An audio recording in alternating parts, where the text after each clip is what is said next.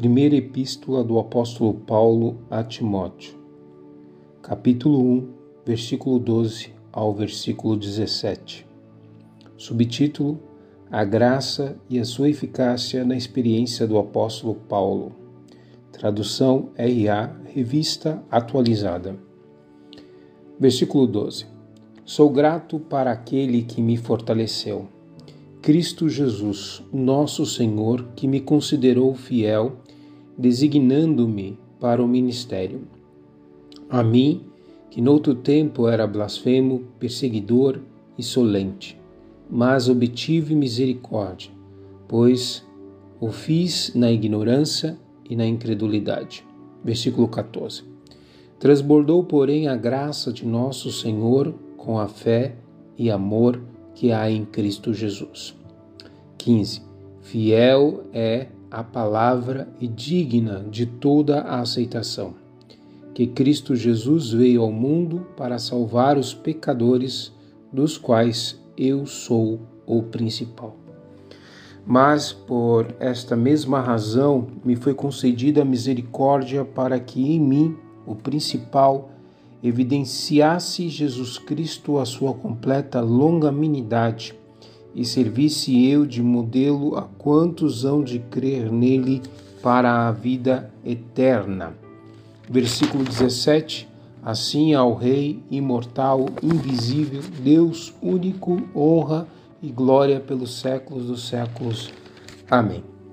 O texto aqui que o apóstolo Paulo traz para o jovem pastor Timóteo falando sobre a sua experiência, a sua intimidade que ele teve em relação com Cristo Jesus. E Paulo, então, ele inicia essa argumentação dizendo: sou grato para com aquele que me fortaleceu, Cristo Jesus, nosso Senhor, que me considerou fiel, designando-me para o ministério. A mim, que noutro tempo era blasfemo, perseguidor, insolente, mas obtive misericórdia, pois fiz na ignorância e na incredulidade.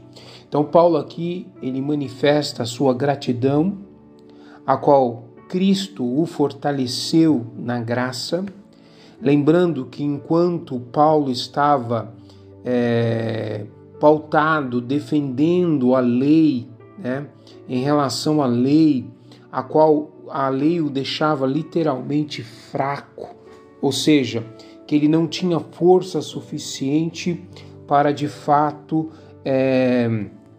pregar o evangelho da velha aliança, que de fato era algo muito ruim para nós que somos pecadores, tá?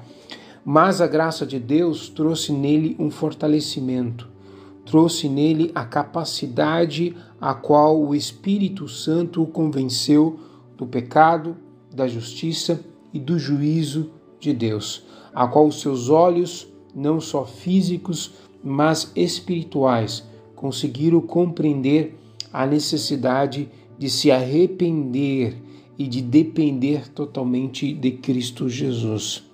E aí ele continua dizendo que se considerou fiel, designando-se para o ministério. Esse fiel não foi um atributo que Deus viu em Paulo como algo que fosse favorecer a sua salvação, mas a integridade do qual ele foi colocado para pregar o evangelho de Cristo. Toda vez que nós lemos a palavra falando, principalmente nas cartas, sobre fiel, que muitas vezes são interpretadas de forma equivocada, relacionadas às ofertas e dízimos, de fato, essa interpretação de fidelidade é totalmente equivocada. A fidelidade que Paulo comenta em suas cartas é relacionada a pregar o evangelho de Cristo. Esse pregar o evangelho de Cristo, ele não está pautado na lei de Moisés, não está pautado nas tradições judaicas, mas está pautado na graça e no amor de Deus através de Cristo Jesus. Então ele se considerou fiel porque a sua pregação era totalmente cristocêntrica. não trazia no seu esboço nenhuma tradição humana, nenhuma ideologia específica da religiosidade, mas trazia de fato a palavra na sua integridade. E ele diz ainda: a mim que noutro tempo era blasfemo, perseguidor e insolente.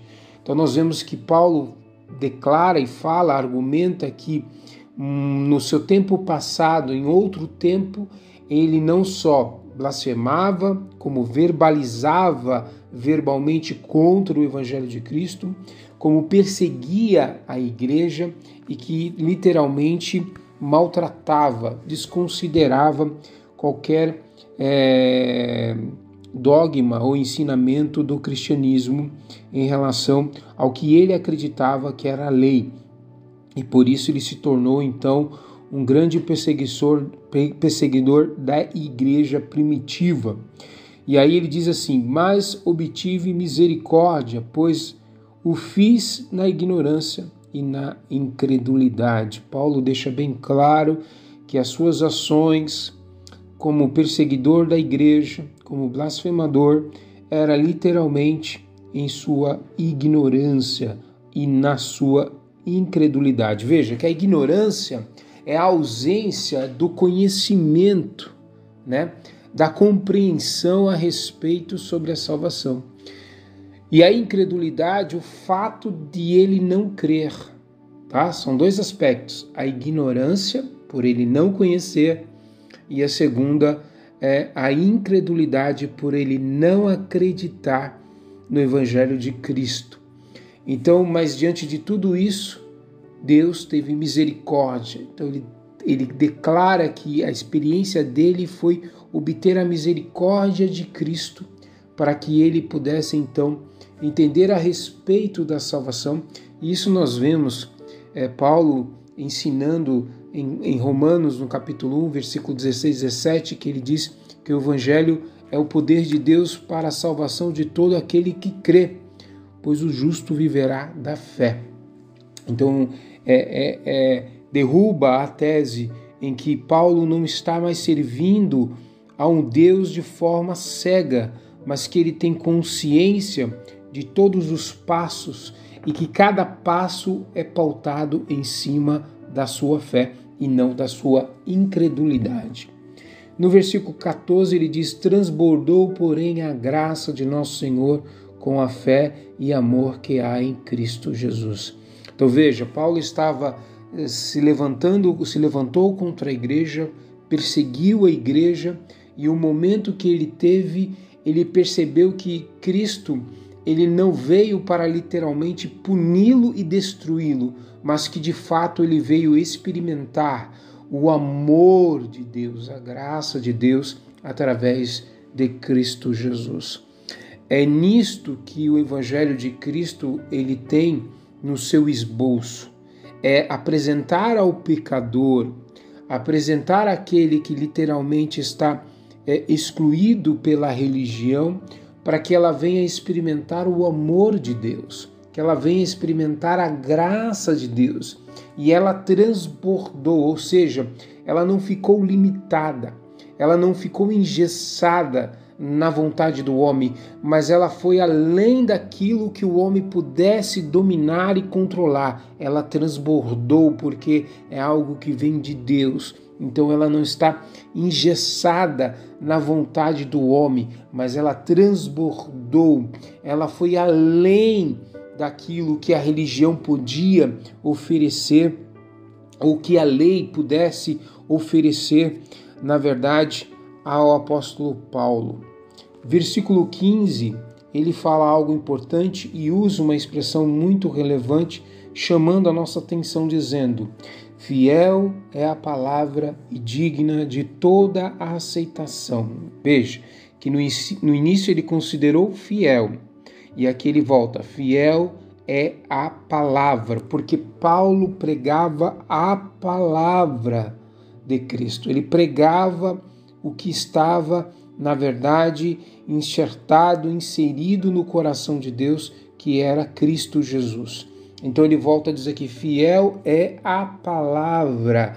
digna de toda aceitação.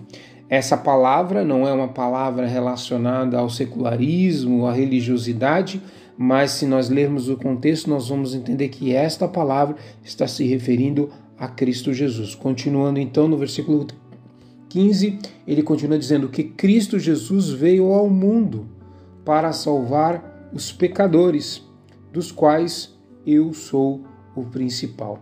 Então, aqui, além dele falar que a palavra ela é fiel, né? Cristo na sua integridade da graça, nós vemos então que Cristo, ele mostra o objetivo que Cristo veio ao mundo. Ele veio ao mundo para salvar os pecadores. Ele não fala a todos os pecadores, mas veio salvar os pecadores, dos quais ele, no sentido presente, ele se considerava o principal pecador. Então Paulo tinha em sua consciência muito clara que de fato ele era um pecador e um dos principais pecadores, de acordo com ele possa entender na sua mente. E ele diz ainda, versículo 16, mas por esta mesma razão, qual razão? De ele ser pecador, me foi concedida a misericórdia para que em mim, o principal, um dos principais, porque ele perseguiu a igreja, ficou bem evidente que ele de fato era inimigo de Deus, evidenciasse Jesus Cristo a sua completa longanimidade. Longanimidade é misericórdia, né? É como Deus segurasse, emplacasse aí a sua ira, né? E sua ira estaria por um longo momento suspensa na vida do apóstolo Paulo. Então ele está falando então que evidenciasse Jesus Cristo a sua completa longanimidade, paciência, e servisse eu de modelo a quantos hão de crer nele para a vida eterna. Então veja que ele faz o link para salvar os pecadores, mas que aqueles pecadores que de fato experimentam e evidenciam a completa longanimidade, paciência e misericórdia de Deus sobre a nossa vida, que nós servíssemos de modelo, né? A qual hão de crer nele para a vida eterna. Então só podemos alcançar a vida eterna através da fé em Cristo Jesus. E aí então o apóstolo Paulo, ele adora, né? Versículo 17 ele diz: assim, ao Rei eterno e imortal e invisível, Deus único, honra e glória pelos séculos dos séculos. Amém. Então nós vemos aí que o apóstolo Paulo fecha essa parte falando com o pastor Timóteo sobre a sua experiência que ele teve, o fato de sua condição antes da graça e a sua condição posterior à graça, a qual Deus apresenta a ele como fiel, ou seja, que pregue realmente, de fato, somente o Evangelho de Cristo.